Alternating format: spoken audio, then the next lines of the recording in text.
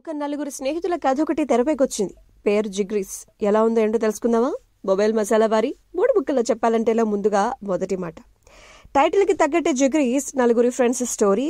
కథలో పెద్దగా ట్విస్ట్లంటూ ఏముండవు, కానీ నవ్వులు పోయిస్తుంది. చాలా సీన్స్ కూడా ప్రేక్షకులు నవ్వుకుంటారు. ఇలాంటి కథలకు బలం కూడా నవ్వే. మరి ఈ విషయంలో డైరెక్టర్ విజయం సాధించారనే చెప్పాలి. ముఖ్యంగా లారీ సీన్ తో పాటు ఒక ఊర్లో నాటుకోడి ఎపిసోడ్ అయితే గనక నవ్వులు పోయిస్తుందన్నమాట.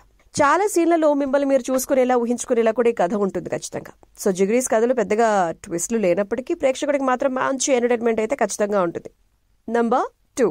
గోవా కోసం బయలుదేరినటువంటి నలుగురు స్నేహితులు తాగిన మైకల్లో ఉండగా దారి మధ్యలో కారు ట్రబుల్ ఇవ్వగా, ఆ క్రమంలో కథలోకి మరో ఇంట్రెస్టింగ్ క్యారెక్టర్ ఎంట్రీ ఇవ్వగా, కథ అక్కడి నుంచి మలుపు తిరగ్గా ఆ నలుగురు స్నేహితులు అంత చిన్న కారులో గోవా చేరుకున్నారా లేదా, రాత్రికి రాత్రే చిన్న కారులోనే ఎందుకు వెళ్లాలనుకుంటారు, ఆ తర్వాత ఏం జరిగిందో తెలుసుకోవాలంటే జిగ్రీస్ చూసేయాల్సిందే.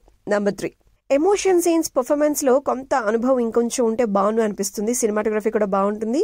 నవ్వులు కావాలి వీకెండ్ అనుకుంటే కనుక జిగ్రీస్ వెళ్లి ఫ్రెండ్స్ తో సినిమాని చూసి ఎంజాయ్ చేసేటువంటి మూవీ అని చెప్పాలి. RJ Sunitha rating 2.5 stars.